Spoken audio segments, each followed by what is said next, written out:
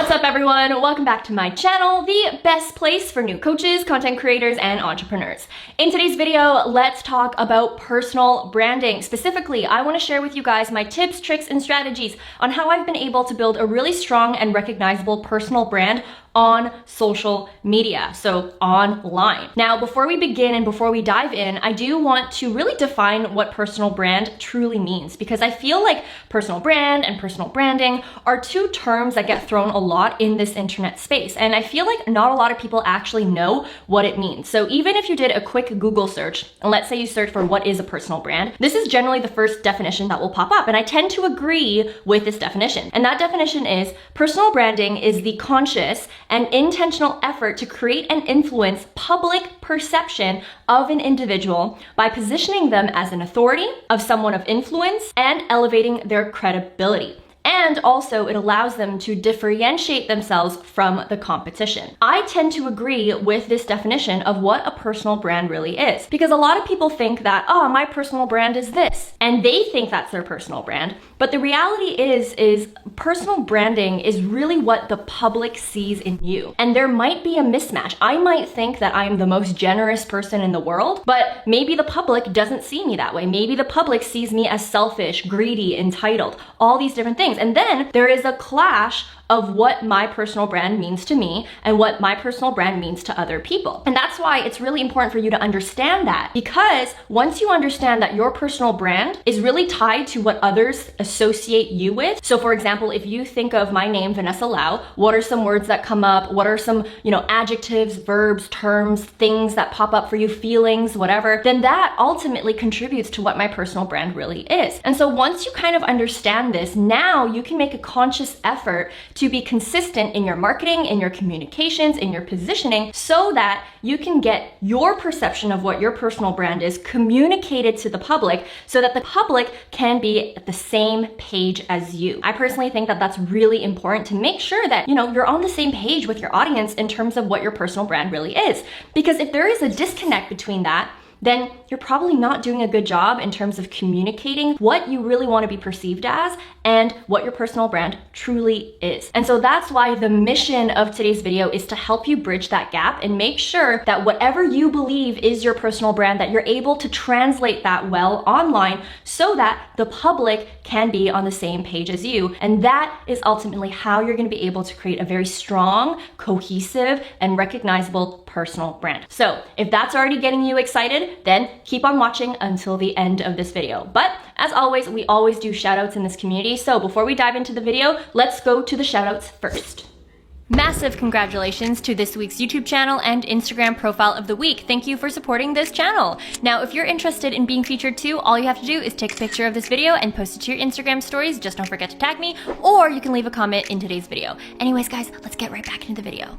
All right, welcome back. Now, the first step that I want you to take, especially if you are absolutely clueless about your personal brand, or maybe you have an idea, but you want to solidify it even more. You want to have crystal clarity on what your brand truly represents. I highly recommend that you look into the 12 different brand archetypes that exist. Now, if you were like me a few months ago and you're asking yourself, what the heck is a brand archetype? Don't worry, I'll explain that to you in a second. But the reason why I even know about brand archetypes and the importance of brand archetypes and recognizing them is through my experience of working with Brand Up. Brand Up is an agency that specializes in branding and design, and I actually outsource a lot of my work to them. They're the reason why I have such a strong personal brand and how I've been able to really be consistent with it, but also be super clear with it as well. Through working with them, they helped me develop a clear brand guide that I reference all the time. And through this brand guide, which really makes it clear on what my brand voice is, what my positioning is, and also what my aesthetics are, I've been able to maintain consistent branding across my website, which by the way, they also created for me, my podcast, my Instagram, and also my YouTube. And I reference this brand guide all the time. And how we even developed this brand guide was through me really exploring what type of brand archetype I belong to. Now, the idea behind these brand archetypes is that basically all brands around the world fall under one of these 12 brand archetypes. And these brand archetypes represent just universal identities that most brands are composed of, including mine and yours and Fortune 500 companies and all the brands that you see around the world. And so I do want to take some time in this video to walk you through quickly the 12 different archetypes that exist and give you an example of some companies that fall under that archetype. And maybe while you go through these 12 archetypes that you can identify which archetype you belong to. Because I assure you, the moment that it clicks for you the same way that it clicked for me, and you identify which archetype you fall under,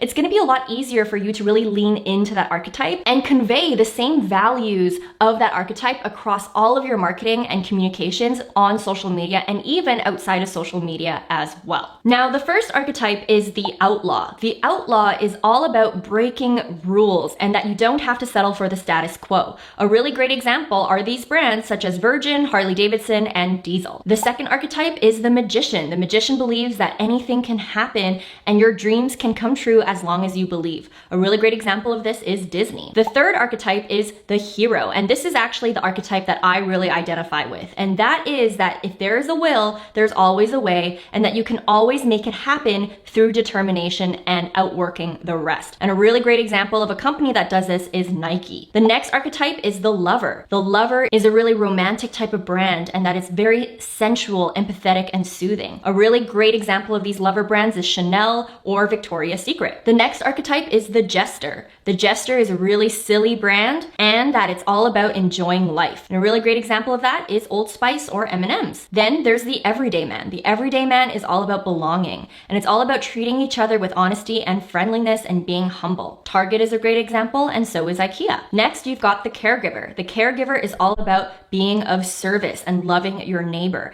and also making sure that you are a service upon one another. A really great example of that is WWF, UNICEF, a lot of nonprofit organizations. Next up, we've got the ruler. The ruler is all about having control and having power, and is all about being articulate and having excellence. And some ruler brands are a lot of the luxury brands that you see today, like Rolex, Mercedes, and Louis Vuitton. Following that, we've got the creator. And the creator is all about innovation, seeing potential everywhere, and being inspirational, daring, and provocative. A super great example of the creator is Apple. Following that, we've got the innocent. The innocent is all about safety, feeling safe, feeling wholesome, being honest and humble. And a really great example of that is Aveeno and Dove. Afterwards, you've got the sage. The sage is all about education, sharing wisdom. And as you can see, a lot of universities fall under this, BBC, a lot of radio stations or news stations, and also Google. Last but not least, we've got the explorer. The explorer is all about freedom and not feeling fenced in. Really great example of that is Jeep, Patagonia, and the North Face. It's all about being fearless and daring and being exciting. And actually, I also really resonated with this as well. And this, I would say, is my secondary archetype, whereas the hero is my primary archetype. Now, as you can see, just by expanding your knowledge to these 12 different brand archetypes, it already is super helpful. And the moment that you self-identify with maybe one or two of these archetypes, it can really help you speed up your personal branding process. For me, the moment that I self-identified with the hero archetype as my primary archetype, and then the explorer archetype as my secondary archetype, it really served as a guide on how I personally wanted to communicate and show up on social media. So make sure you comment below and tell me which brand archetype you think you belong in, because I'd be super curious to know. Now, once you've chosen your brand archetype, or maybe you've identified with a brand archetype and it's helping you get a little bit more clarity as to what direction you want to take your brand,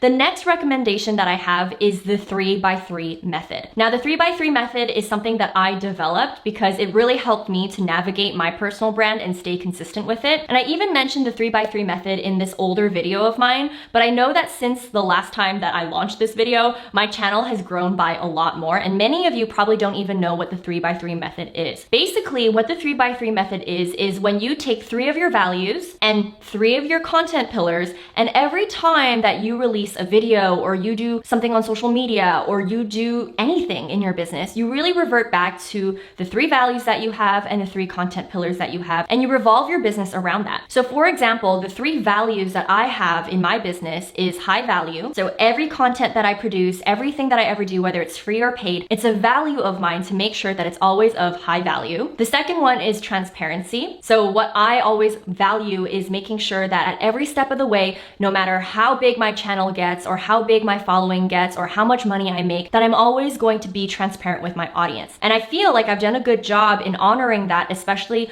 on my podcast and some videos that I've posted on YouTube or even some posts that I've done on Instagram. It's a value of mine. And then the third value that I have is high energy. I always want to make sure that I maintain that high energy and that I convey that on my social media platforms. Even in my videos, I'm always bursting with energy. When I do my group coaching calls with my students in the Boss Gram Academy, I'm also super high energy. Even when you look on my website, the colors that I've chosen really exude energy, because these 3 things, high value, transparency, and energy, are so important with me, and I try to ingrain that in everything that I do within my business. So those are the 3 values that I have. And once I've identified these 3 values, the next thing that I look into is my pillars. These are the 3 content pillars that you want to be consistent in within your personal brand. So for me, even in my YouTube banner, my 3 pillars is social media, coaching, and entrepreneurship. These are the 3 things that I always consistently talk about, whether it's in my podcast, Instagram, my blogs, my YouTube channel,